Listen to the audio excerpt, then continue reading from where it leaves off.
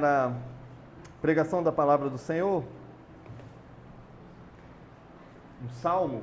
Hoje seremos orientados aqui por uma oração belíssima que está no Salmo 65, o verso 1 ao verso 13. Salmo que está o número 65, do verso 1 ao verso 13.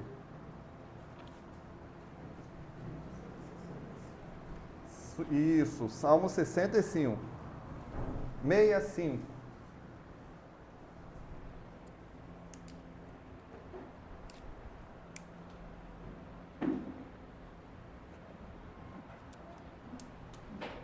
Todos acharam? Pois bem, fique com a Bíblia aberta aí. Nós vamos passear por este salmo. Hoje, numa dinâmica talvez um pouco diferente, porque nós vamos ler o trecho, explicar e aplicar esse texto, tá? Antes de entrar no salmo propriamente dito, nós vamos orar ao Senhor, né? Pedindo a bênção dele, a orientação dele, e eu vou trazer aqui para vocês a letra de uma canção muito marcante. Talvez marcante por conta da história que está por detrás dela. Mas vamos orar antes. Senhor, nós suplicamos as tuas bênçãos, os teus cuidados para este momento de exposição da palavra. Que o Senhor edifique-nos, ó Deus, e nos encoraje diante aí de um ano que nós temos pela frente. E também olhando pelo retrovisor da história do ano que se passou, percebendo a boa mão do Senhor agindo em nosso favor, cuidando de nós. Agora, Deus, usa deste salmo para a edificação nossa em nome de Jesus Cristo. Amém. A letra da música que eu deixo aqui, que eu trago aqui para os irmãos, diz o seguinte: dai graças ao Senhor, louvai seu nome santo, a Deus, o Criador, erguei o vosso canto, porque jamais cessou de nos abençoar, e nunca abandonou seus filhos no pesar. O eterno e santo Deus, de espírito clemente, conceda aos filhos seus um coração contente, que em graça, paz e amor nos queira conservar, e em luta, angústia e dor nos venha confortar. Louvor e adoração ao trino Deus rendamos, de nosso coração um templo seu façamos. Eterno é seu poder, potente é a sua mão, ele é e há de ser o nosso galardão, diz o hino, que tem como autor Martin Rinkart. O autor aqui dessa letra, o autor aqui dessa poesia, foi filho de um caldeireiro pobre, nascido em 23 de abril de 1586 em Eilenburg, na Alemanha. Com 31 anos, este homem foi oferecido o lugar de arquidiácono, ou seja, um pastor na igreja na sua cidade natal. Ali ele permaneceu até a sua morte em 8 de dezembro de 1649. Ele pastoreava esse rebanho com amor, com dedicação, com muito zelo, né? Mas ele faz isso debaixo de muita opressão, de muita angústia, de muito sofrimento. Ele teve que suportar os soldados dentro da sua própria casa. Os soldados se instalaram lá. Ele teve que suportar os constantes saques nas suas despensas, nas suas casas, né? E os seus bens foram roubados. Mas isso tudo ainda é pequeno diante de outras angústias, de outros sofrimentos que Martin teve que experimentar. Ele foi um excelente poeta no período confessional da igreja. E este é o hino mais conhecido dele. Dai graças ao Senhor, louvai o seu nome santo. Durante muito tempo, o que se entendia é que este hino, este salmo foi composto em resposta ao fim da Guerra dos 30 anos em 1648. Porém, irmãos, este hino, ele faz parte dos dramas experimentados por Martin. Faz parte das lutas, dos desafios que este homem teve de enfrentar. Faz parte dos horrores que este homem experimentou na Grande Guerra. Ele experimentou a dor do falecimento da sua esposa, dos seus filhos. Ele teve de suportar pestes, fomes. Ele teve que suportar muitas outras dificuldades, dentre elas enterrar cerca de 4 mil membros da sua igreja, quando 8 mil pessoas da sua cidade natal foram mortos vítima da guerra e vítima da peste negra. A história diz que ele reúne algumas crianças que estavam sem comida, passando fome, e convida essas crianças para recitar uma oração. Essa oração que virou uma canção, a música mais conhecida dele, uma oração que foi transformada em melodia. Dizem que Bach preparou toda uma peça à luz desta canção. Olha, alguns versos, alguns trechos dessa música não foi traduzido, né? Trechos como, por exemplo, fala de cruz, aflição, temor e sofrimento, tentação, perigo e morte, nenhuma pessoa cristã pode evitar. Isso faz parte do seu pão de cada dia. Ou um outro trecho ainda que diz o seguinte: e em luta, angústia e dor, nos venha confortar. Mas apesar disso, este hino, ele tem um sentido mais geral, termos mais gerais, e ele pode ser cantado tanto nos momentos, Aline, de angústia, de sofrimento, de tormento, como pode Israel ser cantado em momentos de bonança. No momento antes da refeição, é um hino que pode ser cantado por nós. É um hino que pode ser cantado por nós nos momentos de festa. Festas das colheitas, né? Festas onde nós somos beneficiados pela boa mão do Senhor. O hino aqui é assim, para ser cantado em todo momento. E assim, irmãos, é com o povo de Deus. Assim é com o povo do Senhor. Nós cantamos em gratidão ao Senhor em tempos de bonança, né? Mas também em tempos difíceis, em tempos complicados, em tempos de tormentas, de sofrimentos, de angústias. A gratidão faz parte da vida do crente. A gratidão faz parte da vida daqueles que foram alcançados pelo Senhor. A gratidão faz parte da vida daquele que é verdadeiramente convertido ao Senhor. E hoje nós temos a oportunidade, irmãos, de ouvirmos sobre gratidão à luz deste salmo, que também é para ser cantado em momentos difíceis, mas também em momentos de bonança, de regozijo, de alegria. Este salmo é um convite a nós para olharmos para o retrovisor da nossa história e perceber como Deus foi cuidadoso conosco. Não só no ano de 2023, né? Mas em toda a vida. Mas o salmo é um convite para a gente olhar para frente e nutrir no nosso coração e alma aquela doce expectativa. Aliás, é um salmo para ser entoado por nós, né?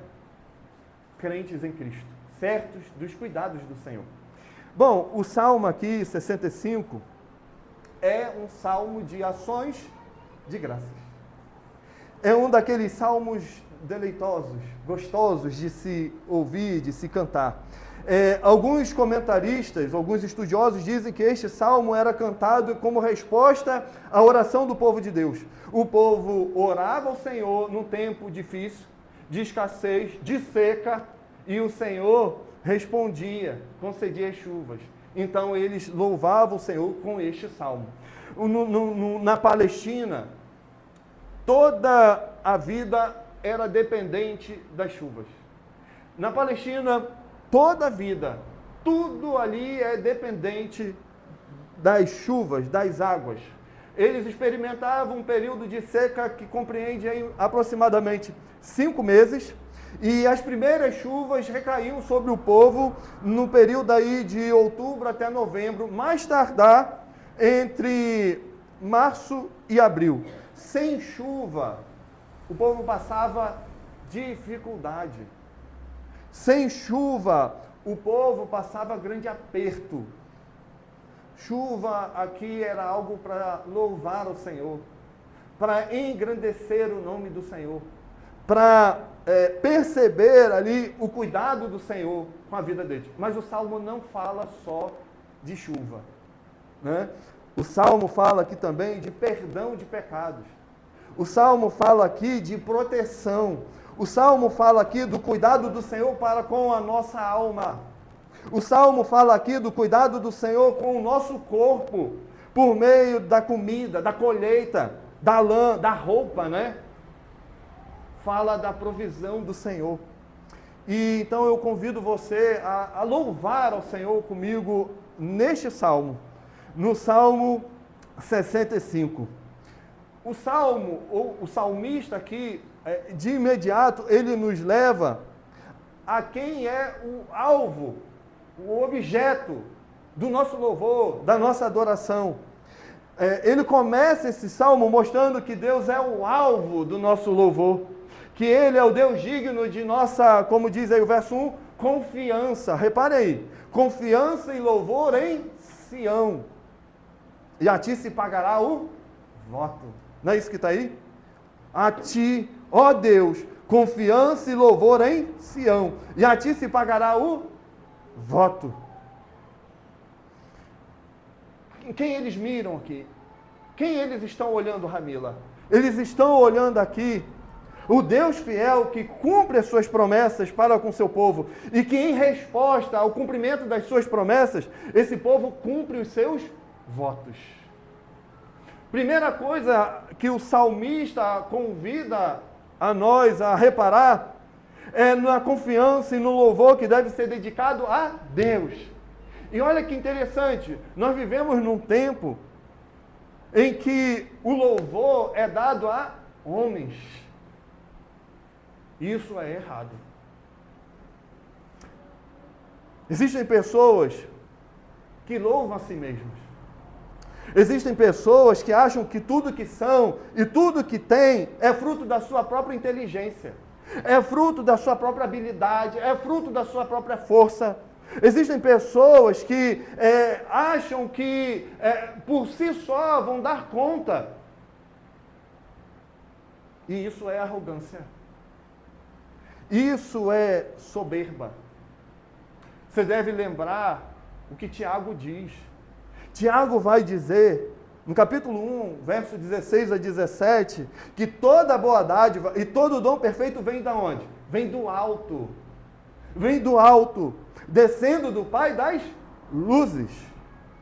Mas existem pessoas também que louvam governos, que depositam a sua confiança em homens, em governos. Eles vivem dependentes do governo. Eles acham que o governo tem que cuidar deles. Toda a sua expectativa, toda a sua esperança está no socorro dos políticos e não em Deus. O que é isso? É o homem confiando no homem. Veja bem, governo é bíblico. Os governos são bíblicos. Mas ninguém pode fazer do governo, como usando a expressão aqui de um outro pastor, ninguém pode fazer do governo sua babá. Então, meus queridos, o louvor aqui deve ser dado a Deus. O louvor aqui deve ser dado ao Senhor e não aos homens. E onde que é que Deus deve ser adorado? E onde que é que Deus deve ser louvado? O salmista cita aqui Sião, não é isso? Verso 1 ainda, a ti, ó Deus, confiança e louvor em Sião.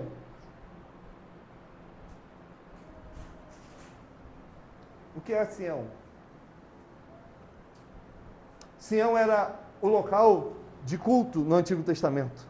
Conforme o Salmo 78, versículo 68, Deus escolheu este lugar. Deus amou o Monte Sião. E neste local amado, o seu povo se reunia para quê? Para adorá-lo, para cultuar o teu nome. Hoje nós não temos Sião. Hoje nós não temos um monte. Nós não precisamos ir ao monte. Hoje,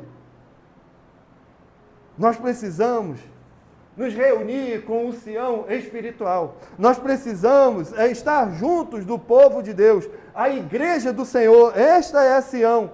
E aqui adorá-lo em espírito e em verdade. É aqui, irmãos, na igreja, que respondemos a Deus com uma vida de gratidão. É aqui na igreja que dizemos a Deus que cumpriremos com os nossos votos a Ele. Votos feitos no batismo. Votos feitos quando apresentamos aos nossos filhos ao batismo. Votos como tivemos aqui agora. Votos como nós tivemos domingo passado lá na igreja, na ordenação de oficiais. É aqui que nós cumprimos os nossos votos dedicados a Deus. Veja, voto aqui não é deixar a barba crescer. Não é deixar o cabelo crescer. Mas os votos são votos espirituais. Compromissos que assumimos com o Senhor diante da igreja. É aqui o lugar de cumprirmos com esses votos. Mas, até aqui nós vimos que o salmista nos orienta, nos chama, não é um mero convite, mas é uma chamada para adorarmos ao Senhor. Mas e os motivos desta adoração? Ou adorar por quê? Por que devemos adorá-lo? Será que é por conta da chuva? Não. É muito mais do que isso. O salmista agora traça para nós esses motivos de adoração. E o primeiro motivo de gratidão dedicado ao Senhor, ou de ações de graça, é pelo perdão, apresentado aqui no verso 2, do verso 3. Ó tu, repare aí comigo, verso 2 e 3. Ó tu que escutas a oração, a ti virão todos os homens, por causa de suas iniquidades. Se prevalecem as nossas transgressões, tu nolas... O que está escrito aí? Perdoa. É baseado no perdão que recebemos do Senhor que devemos irromper em ações de graças a Ele. Mirando aqui o perdão que foi conferido a nós por meio de Cristo, que nós devemos viver uma vida de ações de graças, de louvor a esse Deus. Nós estávamos em dívida, irmãos. Nós estávamos em dívida com o Senhor e nós fomos perdoados. Nós fomos contados como pagadores dessa dívida. O Deus que ouve as orações do seu povo é o mesmo Deus que nos levou a Ele. E o verso 2 diz que a Ele irão todos os homens. Mas que todos são isso? Que todos. O que quer dizer aqui a palavra todos? Todos não quer dizer aqui a totalidade, nem que todos os homens vão de fato a Cristo. São aqueles, irmãos, que o próprio Deus escolhe e faz se aproximar dele. O todos aqui são aqueles que Deus escolhe, conforme o verso 4. Como são felizes aqueles que escolhes e trazes a ti para viverem nos teus átrios. Deus escolheu Israel. E não foi porque ele era um povo grande, bonito. Deus escolheu Israel em detrimento de outras nações. Ele prometeu dar a eles uma terra que mana leite e mel. Deuteronômio 7 fala dessa escolha. Lá diz que a base para essa escolha não estava no fato de que Deus viu Israel como uma supernação. Mas a escolha é baseada no fato soberano de que Deus, por livre escolha, amou aquela nação, que não era nada, que não era povo. Deus escolhe esta nação para ser o seu tesouro pessoal.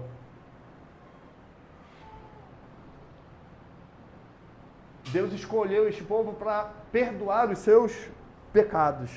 E nós? E nós, Ramila? E nós, Erlane? Muito mais temos motivo para louvar ao Senhor. Muito mais. porque igualmente nós recebemos o perdão de pecados. O versículo 3 fala de pecados que estavam pesando sobre os ombros dessas pessoas. Por causa de suas iniquidades, se prevalecem as nossas transgressões, tu nos perdoa. Sabe onde isso foi feito?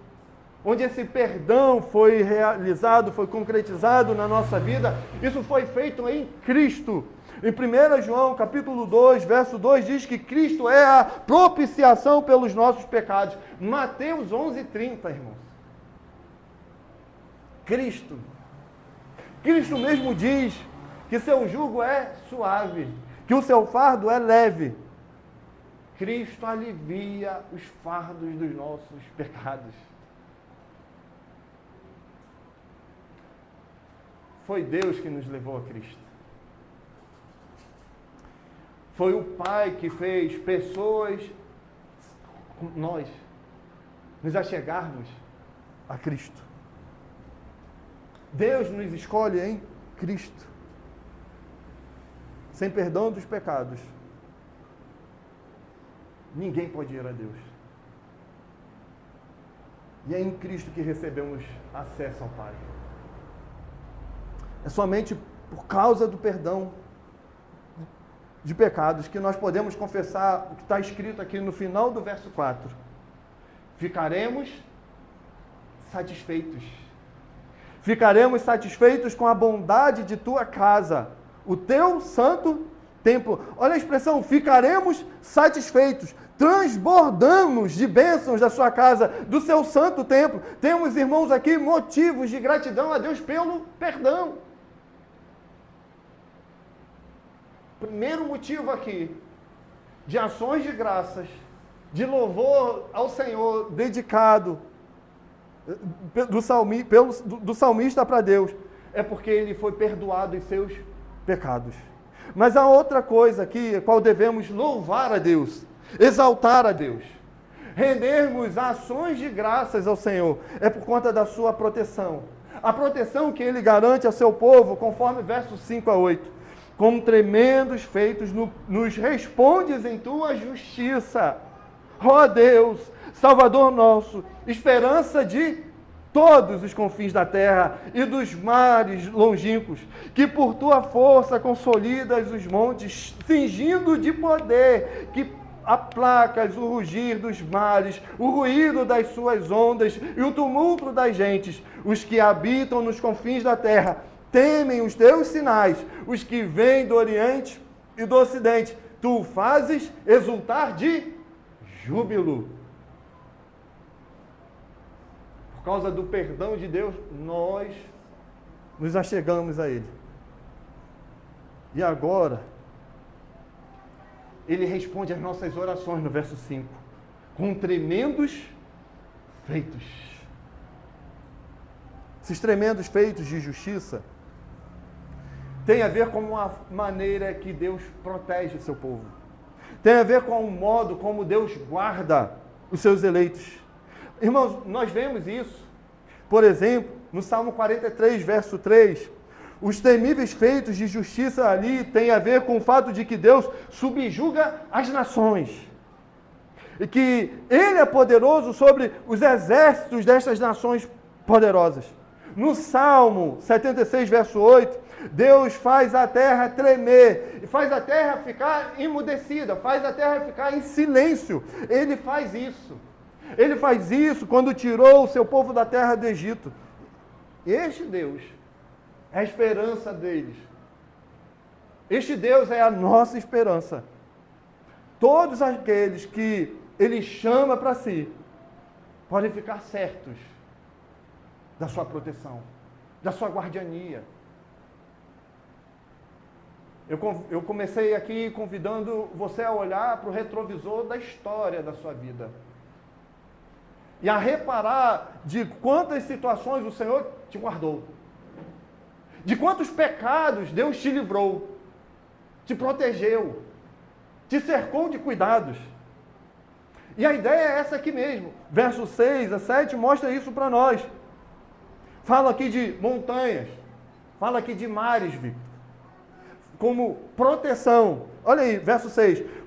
Que por tua força consolidas os montes, cingindo-os de poder, que aplacas o rugir dos mares, o ruído das suas ondas e o tumulto das gentes.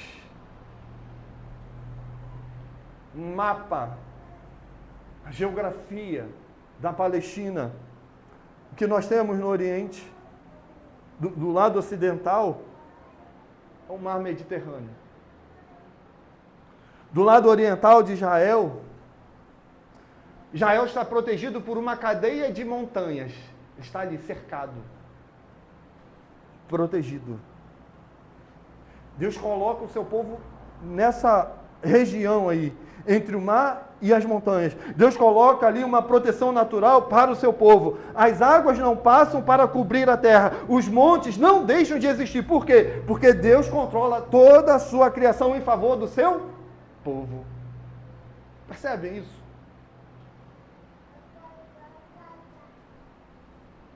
E por causa dessa proteção, por causa da guardiania de Deus no seu povo, as nações da terra tremem, se abalam. Os egípcios, os sírios, os persas, os gregos, os romanos sentiram todos a potente mão do Senhor agindo. É só ler a história.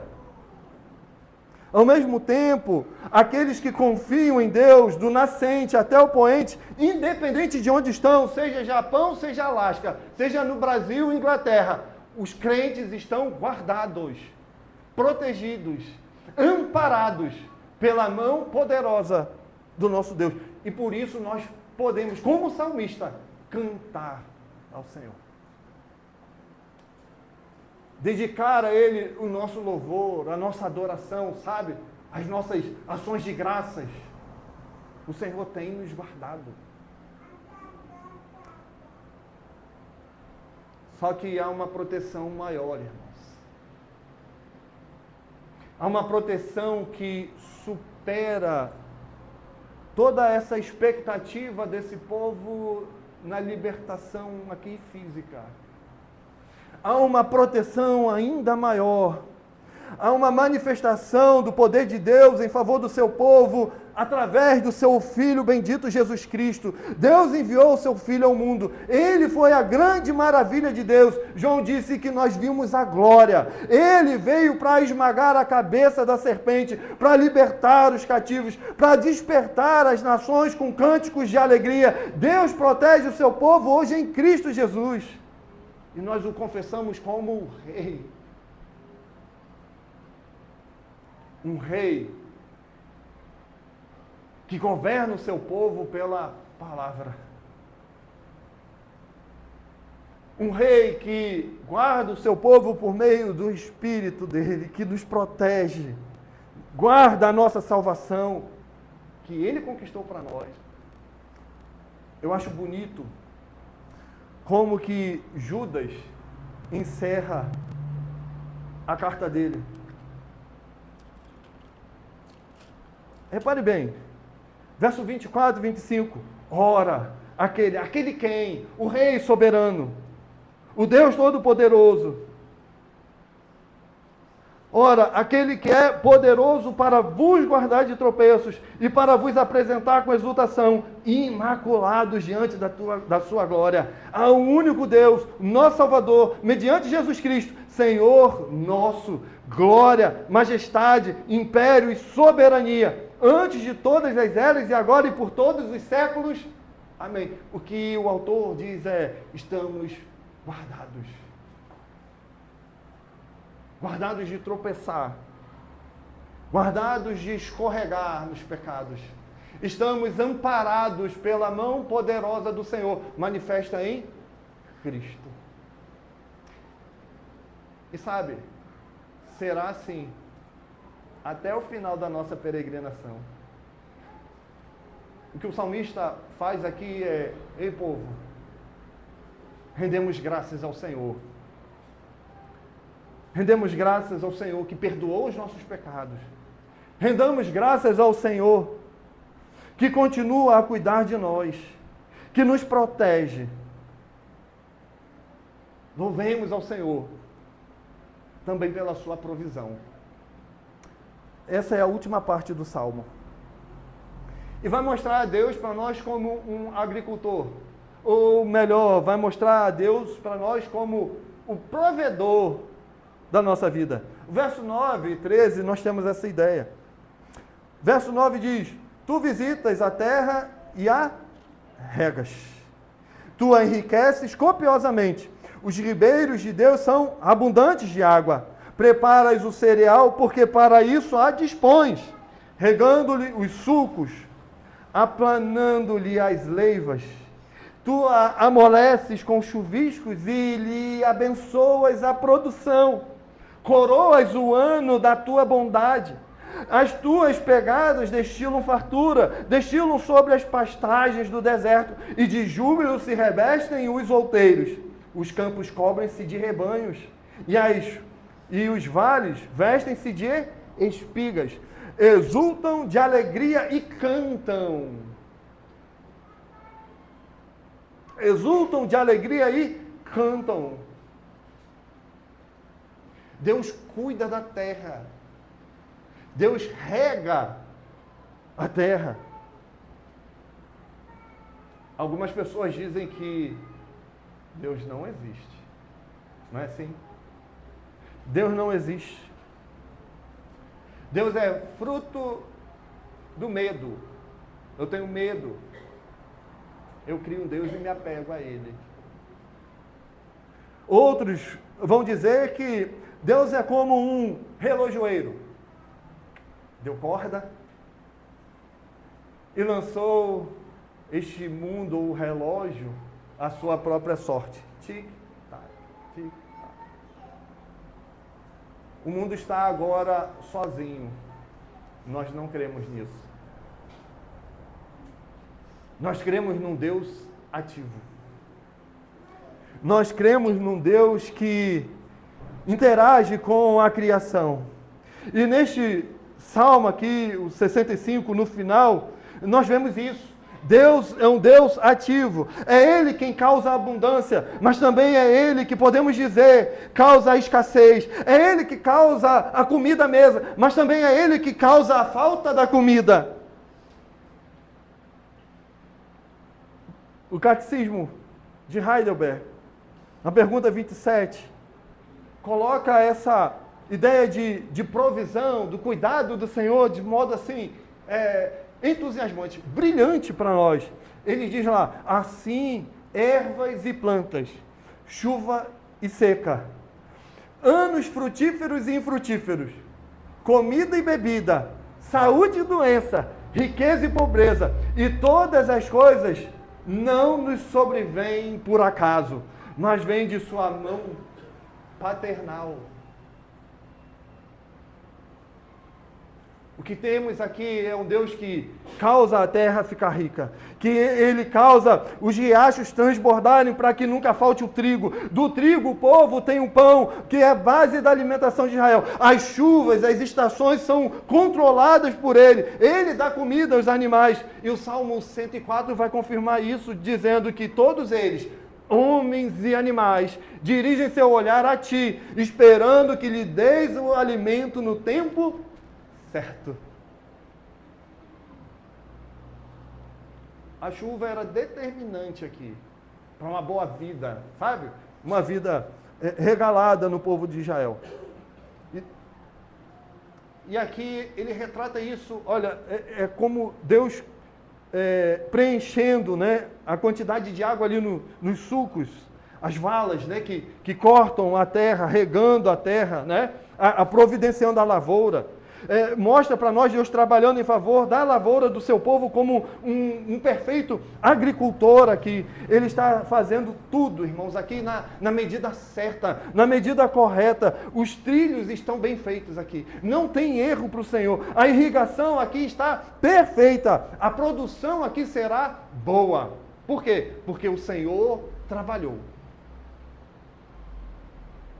Sabe, as chuvas virão na hora certa, no tempo certo, na quantidade exata. E quem faz isso? É o Senhor. E aí, quando a lavoura está bem, tudo está bem no meio do povo de Deus. E o povo tem motivo de gratidão. Deus concede essa bênção ao povo. E é isso que está acontecendo aqui. Eles estão louvando ao Senhor. Deus concedeu a chuva, boas chuvas. E você pode louvar por isso. Irmãos, foi assim em 2023. Foi assim na história da nossa vida. E sabe uma coisa? Será assim também em 2024. O Senhor providencia para nós. Nada aqui foi fruto da esperteza ou do trabalho do povo de Israel, mas fruto do trabalho do nosso Deus, do nosso Senhor. Então, o melhor para nós é esperar. O melhor para nós é esperar a bênção que vem dele. É ele quem coroas, diz o verso 11, é ele quem coroas o ano da tua bondade. As tuas pegadas destilam fartura. É ele quem coroa o ano com boas colheitas, com a abundância de gado, com a lã, com as roupas. É ele. É ele. Consegue visualizar aqui comigo? Porque até aqueles locais um pouco mais secos, menos férteis, são beneficiados aqui. Olha o que diz o verso 12a. Destilam sobre as pastagens do deserto. Agora, nos versículos 12 e 13, nós podemos ver como é que Deus está abençoando a terra de Israel inteira. Repare aí, eles destilam sobre as pastagens do deserto. Repare essas expressões. Deserto. E de júbilo se revestem os outeiros. Os campos cobrem-se de rebanhos. E os vales vestem-se de espigas. Exultam de alegria e cantam. Deserto, campos, vales. Consegue visualizar o cuidado do Senhor e as bênçãos do Senhor percorrendo esses lugares? Os montes, as plantas aqui, a plantação de milho, de trigo, os campos aqui cheios de gados fortes, produzindo leite, gado bom para o corte. Tudo isso aqui é uma visão abençoada do cuidado do Senhor com o seu povo. Todas as pessoas aqui tendo pão, comendo carne, fazendo bolo, comendo tâmaras, romãs, figos, as variedades de fruta, bebendo leite à vontade aqui. Todos tomando um bom vinho. Se vestindo bem no inverno. Extraindo boa lã das ovelhas.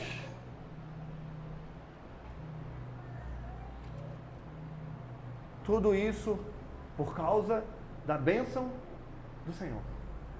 Tudo vem do Senhor. Tá bom, pastor. E o que é que eu levo para casa? O que eu faço com toda essa informação que foi trazida a nós à luz do Salmo 65? Irmãos, a primeira coisa que eu devo fazer, e você também, você comigo, é considerar as bênçãos de Deus sobre as nossas vidas nesta última colheita. Considerar os cuidados do Senhor neste dia, neste tempo. Há muitos irmãos nossos que foram abençoados durante o decorrer do ano. Alguns procuram o pastor para contar as bênçãos. E nós devemos fazê-la assim. Devemos contá-la. Muitos irmãos têm recebido bênçãos. A bênção do perdão dos seus pecados. Há novos convertidos em nosso meio. E quem faz isso? É o Senhor. Há muitos irmãos que têm sido guardados pelo Senhor de desastres.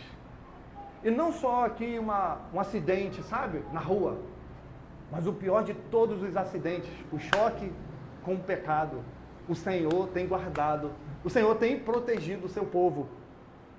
Muitos irmãos têm aqui recebido chuvas do Senhor, ou melhor dizendo, a provisão do Senhor. Não falta. Mesmo que no limite, mas não falta. E o que é isso? É o Senhor cuidando do seu povo. E qual deve ser a sua resposta com relação ao cuidado do Senhor? A resposta que eu e você devemos dar a toda essa benesse, a todo o cuidado do Senhor é cumprir os votos que nós fazemos com o Senhor. Essa é a resposta que nós damos. Em ações de graças, cumprir os votos que um dia fizemos com o Senhor. É vir à igreja. É estar junto do seu povo. Aqui amando ao Senhor. Amando um ao outro. É se assentando aqui para render ao Senhor ações de graças dominicalmente. Porque o Senhor tem cuidado de nós. É manifestar gratidão ao Senhor todos os dias. Agora, se o ano que você passou não foi como esperado, o que é possível acontecer, nós devemos cantar como Martin Rinkart, dizendo: dai graças ao Senhor, louvai o seu nome santo. A Deus, o Criador, erguei o vosso canto, porque jamais cessou de nos abençoar, e nunca abandonou seus filhos no pesar. O eterno e santo Deus, de espírito clemente, concede aos filhos seus um coração contente, que em graça, paz e amor nos queira conservar, e em luta, angústia e dor nos venha confortar. Louvor e adoração ao trino Deus rendamos, de nosso coração um templo seu façamos, eterno é o seu poder, potente é a sua mão, ele é e há de ser o nosso galardão.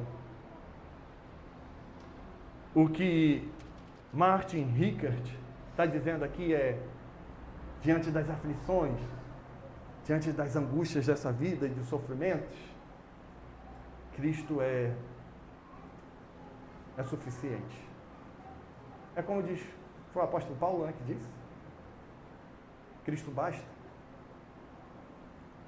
A tua graça me basta. Nós nos contentamos no Senhor e Salvador Jesus Cristo, porque Ele tem nutrido a nossa alma de esperança. Esses tempos desgostáveis, sofridos, doídos, hão de passar. E estaremos eternamente junto ao Senhor, cantando um salmo que lhe seja adequado. Um salmo que seja próprio para o momento de bonança na eternidade. Esse é o Salmo 65. Vamos orar?